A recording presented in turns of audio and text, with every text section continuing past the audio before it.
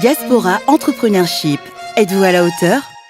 Oui, favorisez le retour des Maliens de France pour investir au Mali et faire découvrir au grand public le monde de l'entrepreneuriat. Permettre à nos candidats de comprendre l'environnement fiscal, l'environnement juridique et l'environnement institutionnel des entreprises au Mali. Parce qu'en fait, ils viennent d'un pays où, déjà c'est un pays développé.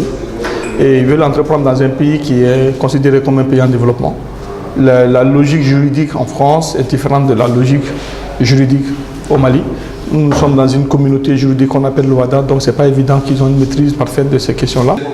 Connaître un peu de tout, mais pas connaître tout de tout. C'est une formation qui, pour moi, a été très enrichissante, puisqu'en fait, on s'aperçoit, nous, de la diaspora, que les réalités d'un chef d'entreprise au Mali sont complètement différentes de ceux d'un chef d'entreprise en France ou en Europe.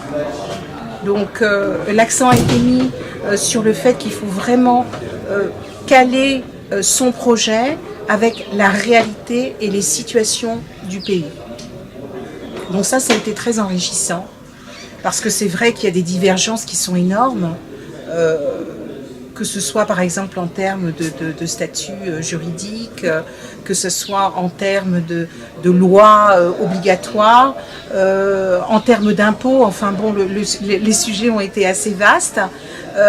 Moi, ce que je retiens, c'est qu'il y a vraiment une différence flagrante et que les jeunes chefs d'entreprise que nous sommes devons impérativement nous adapter au système malien. Donc notre apport, c'est que moi je ne sais que faire ça, donc accompagner les jeunes entrepreneurs, accompagner les entrepreneurs en général, et aussi travailler à ce que le secteur privé malien puisse atteindre une certaine vitesse de croisière. C'est ce que nous espérons, parce que lorsqu'il y a des entreprises qui sont créées, évidemment, il y aura des emplois également qui vont être créés pour nos nombreux jeunes qui sont à la maison sans rien. Il faut que ce type d'initiative puisse continuer, et qu'on puisse l'élargir à la diaspora aussi africaine, malienne en Afrique, parce que c'est la première diaspora, la plus grande diaspora, et sans oublier aussi ceux de l'Amérique et éventuellement d'autres continents. Donc il faut vraiment que toute la diaspora se retrouve et que les partenaires également continuent à soutenir Fanadei et ses partenaires jusqu'à ce que véritablement nous puissions avoir le plein emploi au Mali et que tous les jeunes de la diaspora puissent véritablement avoir confiance en leur pays. Et le Mali, comme on a toujours l'habitude de le dire, ne se fera pas par les autres, c'est nous-mêmes qui le ferons, y compris ceux de la diaspora. Pour nous, le projet de Diaspora Entrepreneurship est une réelle opportunité de montrer un petit peu ce que peut entreprendre les jeunes qui ont été formés en France, qui ont grandi en France et qui souhaitent faire un retour au Mali, et de mettre en relief aussi l'accompagnement que nous pouvons proposer aussi dans ce cadre-là, l'attribution de financement que nous pouvons apporter, et justement leur montrer que c'est possible.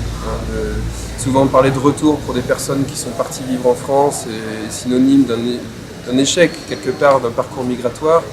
Là, l'idée est vraiment de leur montrer qu'on peut justement transformer ce parcours-là en opportunité, transformer ce retour en opportunité pour entreprendre et s'insérer professionnellement au Mali. Le projet de Diaspora Entreprise concerne l'entrepreneuriat des jeunes maliens qui sont en dehors du Mali.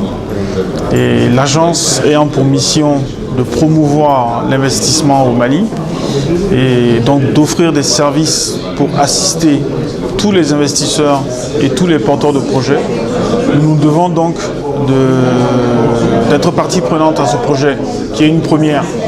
Donc c'est pourquoi nous sommes là et que nous encourageons vraiment les candidats à venir nous aider à faire la promotion du Mali. Parce que c'est cela, comme ça ils vont être nos ambassadeurs dans leur pays, en France notamment. Et nous aussi, nous allons profiter de leur expérience. Pour leur dire qu'il est possible de faire des choses et de bien dans notre pays. Et qu'il y a un service public qui est API Mali, qui est là à leur service. Et que nous sommes là pour les accueillir, pour les conseiller, les accompagner dans tout ce qu'ils ont comme projet d'investissement au Mali.